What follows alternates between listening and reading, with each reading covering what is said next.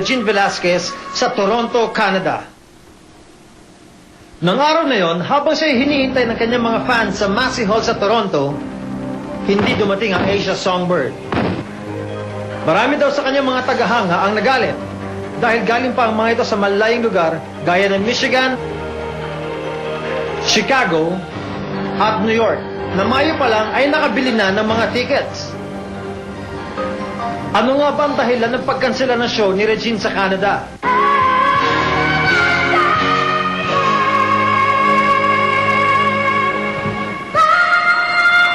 Ang buong katotohanan mula kay Miss Regine Velasquez. Ladies and gentlemen, alamin po natin katotohanan. Live sa S-Files, Asia Songbird, Miss Regine Velasquez. Later, fans. Regine, pakiclarify mo kung bakit hindi ka nakapunta dun sa Massey Hall concert mo sa Toronto, Canada. Kasi ang nangyari, hindi kami nabayaran ng producers. Okay. Kasi alam mo, where you've done shows Yes. also outside of the country, yung usual procedure naman is that we talk about the concert, the contract and all that, tapos isa-sign yung contract, both parties. Okay. Tapos, nakastipulate naman sa contracts kung ano yung mga... Yung payment scheme. Oo, kung ano yung mga kailangan nilang gawin, kung ano yung Okay. mga gagawin nila sa part nila. So, dapat, ng August, I think their first payment was August 5. Okay. And Nakapagbayad then, ba? hindi sila nakapagbayad. Okay. First payment nila yon. Dumating yung second payment, which was August 10 Alright. or 12. August 12, hindi pa rin dumating. So, Okay. my personal manager, her name is Patty, Yes. binibigyan sila ng time to, you know, And I para... heard na hinihingan din sila ng promissory note. As a matter of fact, nagbukas kayo ng bank account sa Canada, Sa pero Canada. hindi pa rin sila... Actually, last resort na namin yung promissory note. Okay. Last resort na namin yung nagbukas kami ng bank account sa Canada para nga i-risk ko na.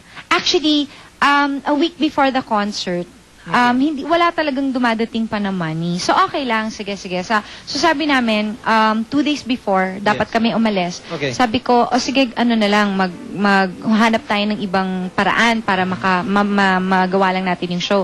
So, we have a lawyer there and she said na, sige, we'll open an account for you here. Alright. And then yung lawyer, yung maniningil na lang for us. Tapos aalis na kami. Hindi pa rin nangyari yun kasi ayaw nilang i-acknowledge yung lawyer na binigyan ko na ng... Dumating pa ba yung araw na nakapag-check-in na kayo sa airport at wala pa rin nangyari? We were on our way to the airport. Okay. Tapos, we checked, kasi promissory note na lang yung hinihingi Oh. namin eh. Kung So on hinihintay your ni part, Patty. everything was done in good faith.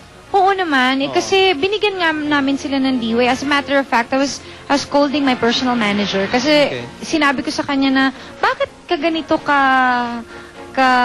lax with these people? Sabi ko, sobrang grabe na yung ibinigay mong chance. Regine, yung mga producers mo doon, sina Ernest Ginto. Ernest Ginto, Sila Calabo ba, in-explain ba Entertainment. nila doon sa mga tao doon kung bakit hindi ka nakarating? That's the thing. That's the reason why I'm talking here right Okay. now. Because up to the last minute, I don't even think yung first show kasi sa Toronto, hindi sila nagsabi na hindi matutuloy yung show. Kasi Okay. kung nag-announcement sila, some of the audience or some of the people who bought the tickets weren't able to heard about the announcement na hindi na matutuloy. Kasi ang alam ko, hindi nila in-announce properly na hindi na ako dadating. Baka they're trying to save face. At ang nangyari pa, kasi there was like a dinner party before Yes, the show. I think it was Friday na meet and greet with Yes. Regine. Na meron pang bayad na $25 dollars, yata yon or something like that. I just heard it. I'm not really sure though. Okay. I'm not sure about that. But yun yung kwento sa amin from the state. From Canada nga na may bayad yon. Tapos hindi nila sinasabi na hindi pa rin ako dadating. Tapos before Okay. bago matapos yung dinner, tsaka lang nila sinabi na, oh, she's not coming. Ano kaya ang dahilan bakit hindi sila makapagbayad sa'yo? Hindi ko alam. All your shows are SROs. All your shows are sold out. And the thing is, sold out nga yung Oh. Toronto. Yung Winnipeg, they were still selling tickets. Kasi ano pa naman yun eh, mas nahuli yun eh. So, hindi ko alam kung ano yung reason kung bakit sila hindi nakabayad. Okay. So, Regine, kasi ako, sumama yung loob ko nung nabasa ko doon sa Philippine Inquirer na meron pa nag-email na fan na hindi ka nga nakarating. So, on the part of the producer, talagang parang pinabayaan, they're very careless in handling all these things. Anong gusto mo sabihin sa mga fans mo dito at saka yung makakapanood nito sa Toronto, Canada? Gusto ko lang sabihin sa mga lahat ng tao na bumili po ng tickets ng show ko, I'm really, really very sorry I was not able to go there. I wanted so much to be there. As a matter of fact, we've been rehearsing.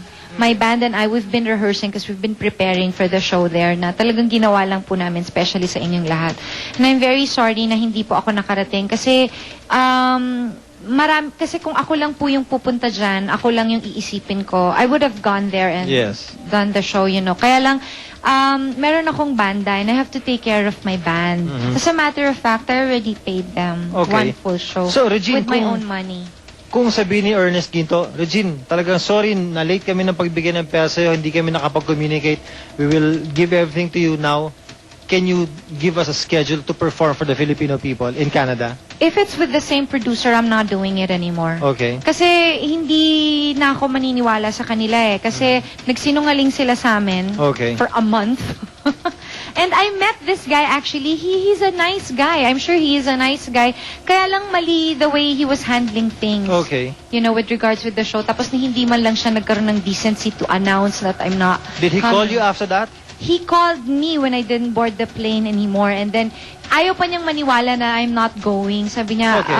kasi sinabi ko na kay Patty na, Pats, we really cannot go anymore kasi lokohan na to Promissory note na lang yung hinihingi natin, hindi pa Hindi pa nila binigay. So, sabi ko sa kanya, hindi ka pa naniniwala na hindi na ako pupunta. Sabi, Yeah. So, sinabi ko Regine, sa kanya. napapanood tayo sa Canada ngayon. Sabihin mo sa mga fans mo. Yun, sa mga tao po dyan sa Canada, I'm really very sorry na hindi po ako nakapunta. I'm really, really sorry. I hope that I'd be able to see you guys again. Actually, sa ngayon, medyo nahihinaan ako ng loob umalis. Yes, oo. Kasi parang actually nangyayari naman to kahit dito sa atin maraming mga producers talaga yung kumukuha ng mga artista, magbebenta sila ng ticket tapos hindi naman nai-inform yung artist. So, we really have to be very, very We careful really with have people to be like very this. careful. At saka doon po sa mga taong magbibili din ng tickets, hanggat hindi po kami mismo yung mag-a-announce na meron kaming show. Exactly. Wag muna po kayong bibili ng tickets. At saka, ngayon tuloy, ang hirap na naman mag-show kasi syempre hindi na naman sila maniniwala. So kahit ako mismo yung mag-announce na dadating ako, baka hindi na naman sila maniwala kasi nga may mga ganitong And then, this nangyayari. time, maniniwalan sila kapag kayo na nag-a-announce. Sasabihin ko na, bayad na ako. Yeah. So, Regine, maraming salamat at Thank you. masaya kami dahil nabigyan mo ng liwanag Linaw. yung mga tao sa Canada at saka yung mga nandito. Regine, Yan. Thank you. beautiful flowers for you. Thank you very much, Thank you for Richard. gracing the show. Can I just say something Please, also? go ahead. Ito, totoo ito. Bayad na rin ako. Kasi nanay ko producer nito Kaya okay. So, October 11, Tagala talaga at CEU Centro Dome, Malolos, Bulacan. Tickets are already available. At ito rin, bayad na ako dito kasi si Perry ang producer nito sa Davao, October 25. Dadating po ako dyan, University of Mindanao, Matina Gym, with guests Gabby Eigenman, Ding Dong Dantes, and tickets are available at SM Department Store, Davao. So, kita-kita po tayong lahat dyan sa Davao, October 25. Okay, so abangan niyo yung mga shows ni Regine. Si Gabby Eigenman nanonood ngayon para to make sure na pina-plug mo yung show. Okay, maraming salamat, you, Miss Regine Richard. Velasquez. Thanks. S-Files will be right back. Diyan lang po kayo.